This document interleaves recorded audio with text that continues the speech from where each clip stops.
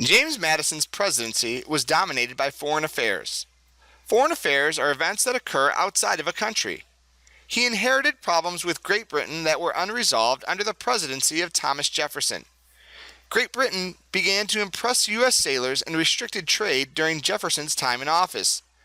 These problems continued for James Madison when he became president and led to the War of 1812. Great Britain captured U.S. sailors and forced them to serve in the British Royal Navy. This practice is called impressment.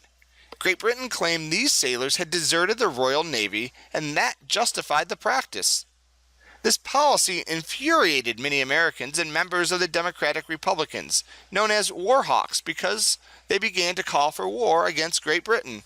The United States placed trade restrictions on Great Britain and France during Thomas Jefferson's presidency. The Embargo Act and later the Non-Intercourse Act made it illegal to trade with certain countries. These laws were passed to punish Great Britain for the impressment of U.S. sailors. These policies were unpopular and many Americans ignored them.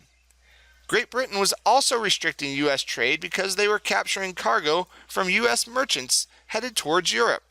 The War of 1812 was fought to stop the impressment of U.S. sailors, open up trade, and increase opportunity for Americans to settle in the West.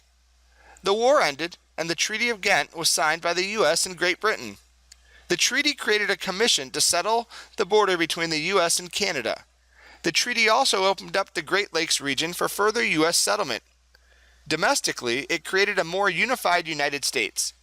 People rallied around James Madison and the War Hawks and the Democratic Republican Party.